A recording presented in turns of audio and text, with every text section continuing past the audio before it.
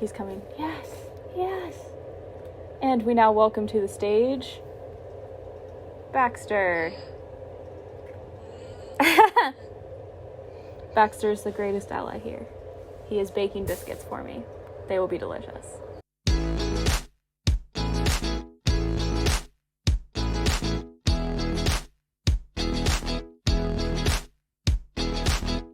Hi, my name's Emily. I use she, her pronouns, and welcome back to part 2 of our video on multisexual identities.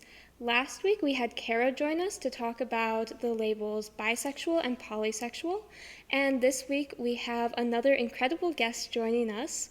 Her name's Rachel, and she's going to help us talk about the pansexual and omnisexual identities. So Rachel, can you introduce yourself? Yeah. Hi, I am Rachel. I use she, her pronouns. I am going to be a teacher in a little bit, so I start with this coming school year, and I'm here to teach you guys a little bit of something about multisexual identities.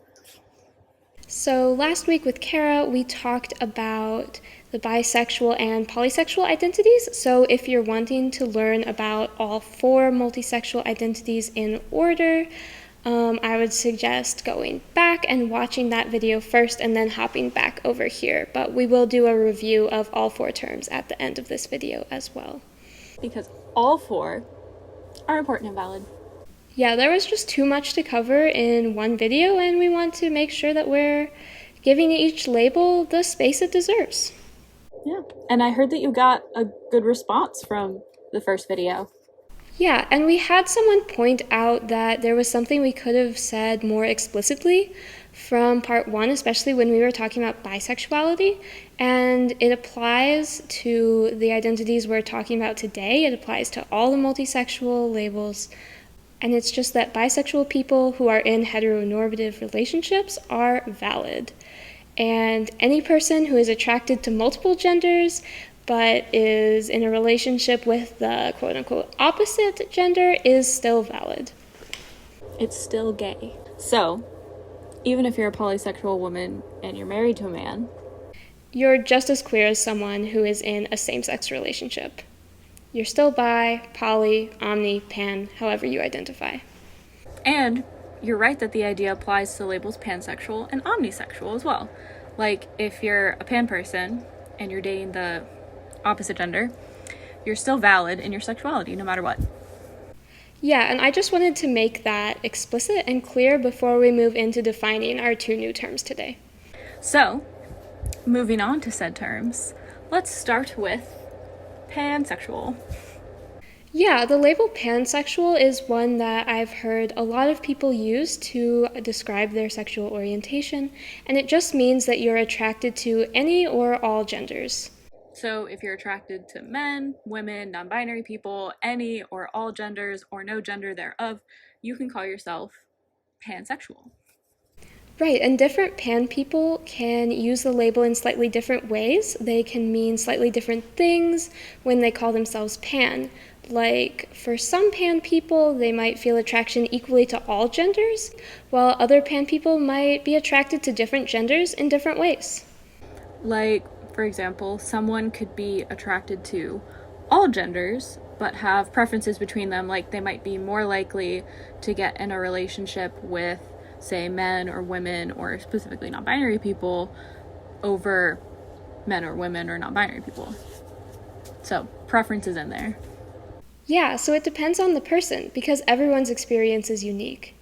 Like, I've heard some pan people describe themselves as gender blind, meaning that gender really isn't a big factor in their attraction to other people, while other pan people might not feel that way. I've heard it said as hearts not parts kind of thing, but it really just varies on who you are. And so how about let's talk about this difference between pansexual and this newer term, omnisexual. Yeah, so the 2 terms are similar, and if you look at like their prefixes, if you're like an English nerd like me, which you are also, Rachel, you'll see that pan and omni both mean all. So looking at that, you might be like, what's the difference? Well, omnisexual basically means that you're still capable of being attracted to all genders, but a lot of people like to use the word omnisexual either instead of or alongside the label pansexual because they feel like gender does play a big role in their attraction. Yeah, so like they're attracted to people of different genders in different ways, or they're attracted to some genders more than others. It kind of like fits into the pan idea of like for some people, it doesn't necessarily mean that they're attracted to all genders specifically or equally, but it's just kind of in a different way. So it leans more towards the existence of preference rather than everyone. Yeah, that makes sense. Yeah. And omnisexual is, like I said, kind of a slightly newer term than pansexual. So do you want to tell us a little bit about that?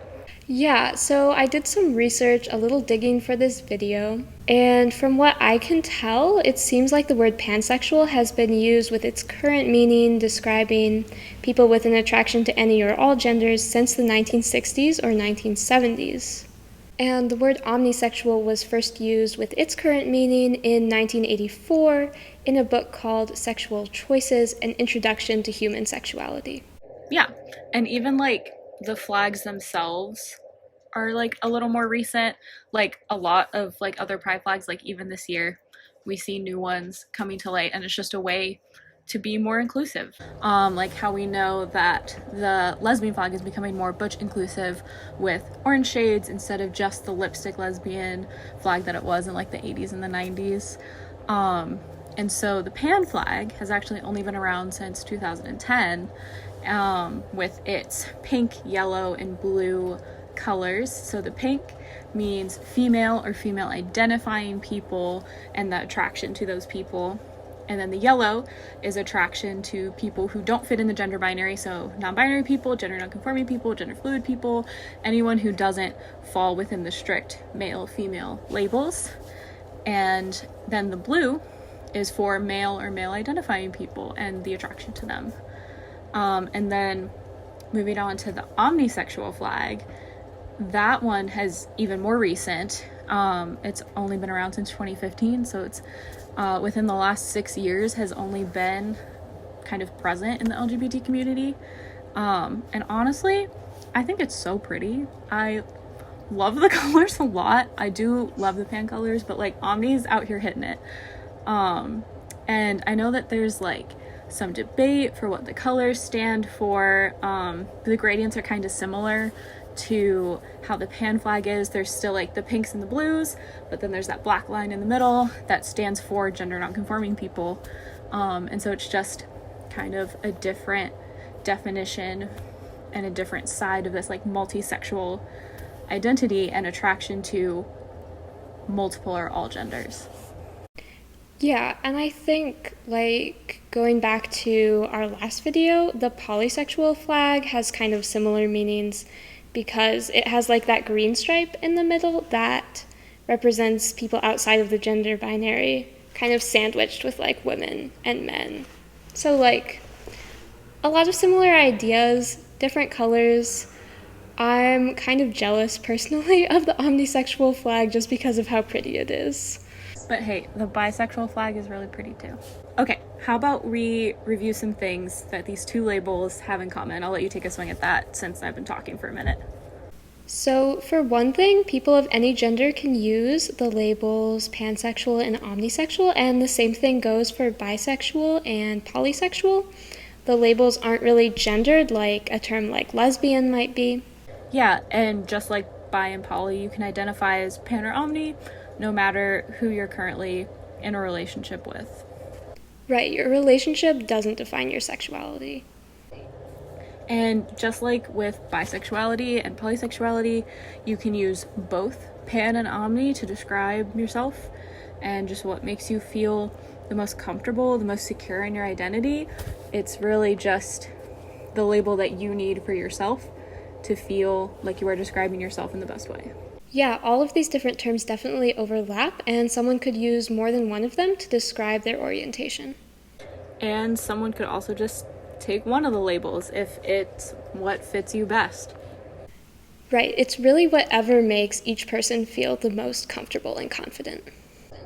Yeah, like you might want to claim multiple labels or use a more well-known or better understood label like bi or pan when you're in environments where people kind of don't really know what you mean. Like if you were to tell someone you're omnisexual, they might not fully understand, but if you're like, oh, I'm bi or oh, I'm pan, like that's something that's a little more mainstream and a little easier to understand. But also, you can use your more specific labels and teach someone something new. It all depends on how comfortable you are in a certain environment and what you think best fits that environment. So, like, even for myself, I use specific labels depending on who I'm talking to. Yeah, that makes total sense. So, getting more into your personal experience, can you tell us a little about what your sexuality means to you and why you use certain labels over others? Yeah, so I'm very new to kind of figuring out my identity. I only started this process my sophomore year of college, so it's definitely been a really weird roller coaster of trying to figure out like what label fits me, what do I actually like, who do I actually like, and so it's a lot of self-searching, and I bounce between the labels pansexual, queer, omnisexual. I'm starting to learn more specific terms that comment below if you want to see a video on these specific terms like Neptunic or Sapphic or Achillean. Some things that just help you feel like you have a more specific description.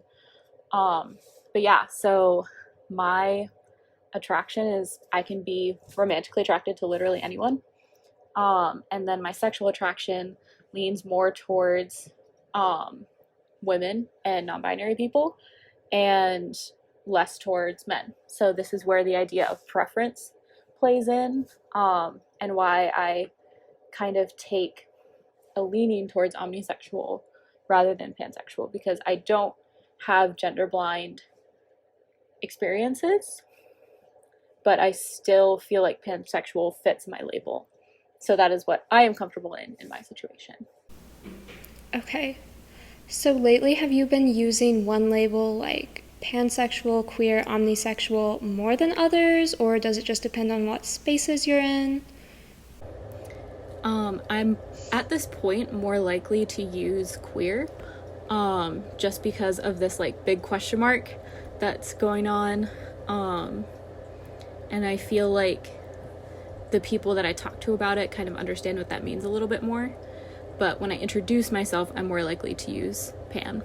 And that's the flag that I carry at Pride. So, like, are there situations where you would introduce yourself as Omni then, or is that more a label like that you're just like kind of holding personally since it's like more specific? I think I'm getting there.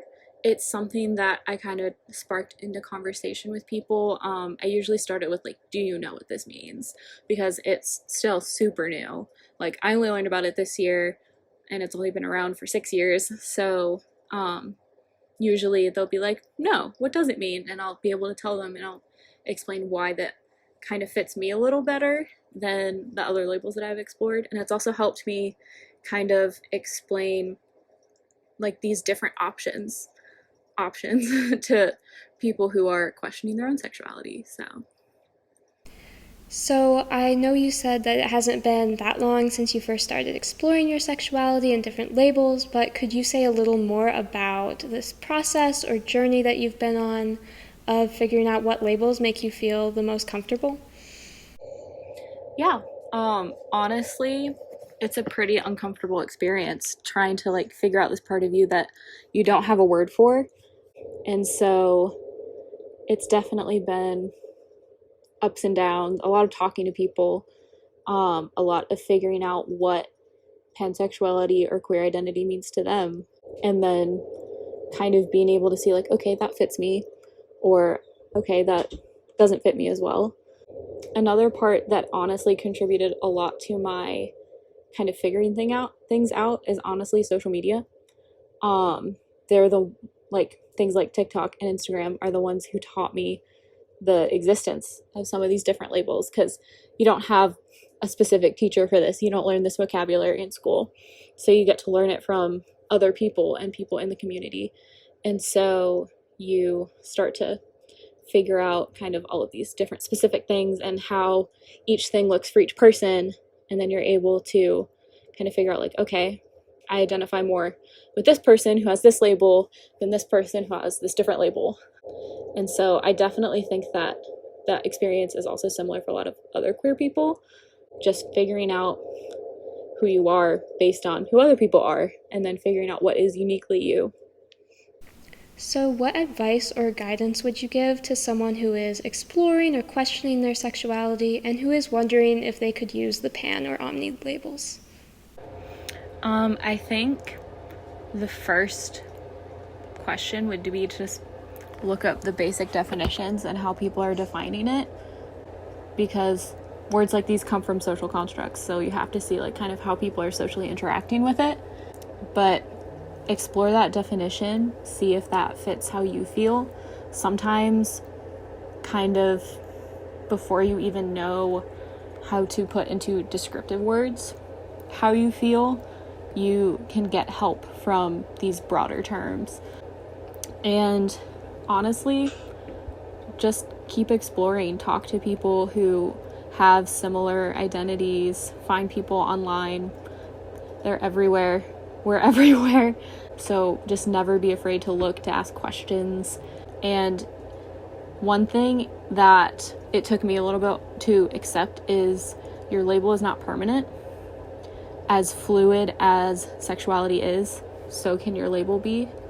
So sometimes your flags will change, and that's okay. It happens to everyone. Not necessarily everyone, but happens to a lot of people. And it's just a natural process of being human. And also remember, no matter what label you pick, no matter how many times you feel like you need to switch that label up, you are valid, you are loved, and I love you. Yeah, I think that's really important to remember, because I know that when I was first trying to figure out what label fit me best, I felt like I had to choose one that would fit me forever and was the end all be all for my sexuality, but that's not really the case, and it's changed a lot, and it'll probably change in the future, and that's okay. It happens, it happens. So to wrap up this 2-part video, can we review some of the basics of the 4 multisexual labels that we've talked about? Yeah, definitely. So, big word, multisexual means that you're attracted to more than one gender. That is as simple as it can be. So you have that multi, more than one. And it is an umbrella term for different sexualities like bi or poly or pan or omni, or even all of the teeny little lesser known labels underneath it that all have the same amount of validity in the LGBT community, just different part of the bigger umbrella. Yeah, and the term bisexual can have multiple meanings. It can mean that you're attracted to just 2 genders, or that you're attracted to 2 or more genders.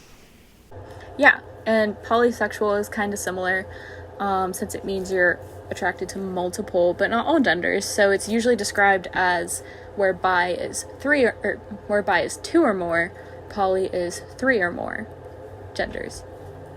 And like we just talked about, pansexual means you're attracted to any or all genders. Yeah. And then like that, omnisexual means you're attracted to any and all genders, but you kind of have more of a preference. So those are all really simple definitions, and each label is going to mean something slightly different for each person who uses it. Yeah. And I think one thing that we want to emphasize is that as much as we've said it, everyone's experience is unique, and it's totally okay that if you feel your sexuality fits neatly into one of these labels or if it doesn't. Either way, it is what puts you into your most comfortable spot and helps you get out of this kind of big area of confusion that comes with figuring yourself out with this brand new area. Yeah, so if you're watching this video because you're trying to figure out your own sexual orientation and what label fits you, just know that there's no rush, there's no pressure to figure things out right now, and there's no pressure even to label your sexuality if you don't want to. Yeah, like I said, I go by multiple labels, and some of them are more broad than others, and they'll probably change, they'll probably morph into something, I'll probably find better adjectives to describe myself, and that's just a part of life. And if you're able to find one that sticks with you forever, that's cool too. It's just whatever kind of paints your journey in the way that you need it. Yeah, that's a really nice way of thinking about it. And for everyone watching, if you identify with one of the labels that we've talked about today or even in last week's video, feel free to leave a comment and let us know how we did describing the labels. Is there anything you feel like we left out, anything we should have explained more? Also, just leave a comment letting us know if this was helpful. Yeah, and also leave comments on basically how this identity kind of plays into your life. So if you identify as pansexual or omnisexual or poly or bi, please let us know how this identity looks to you, because we want anyone who comes to this video to be able to see as many kind of expressions of this sexuality as they can. Yeah, and next week we're going to have another guest joining us to talk about trans identities. We're just going to keep moving through the LGBTQIA+ acronym. So this little series has been the B for bisexual, and we're moving on to the T for trans. So Rachel, thank you so much for joining us and for sharing some of your experience. And thank you to everyone watching, and we'll see you next week. Bye from me and this little sleepy kitty right here.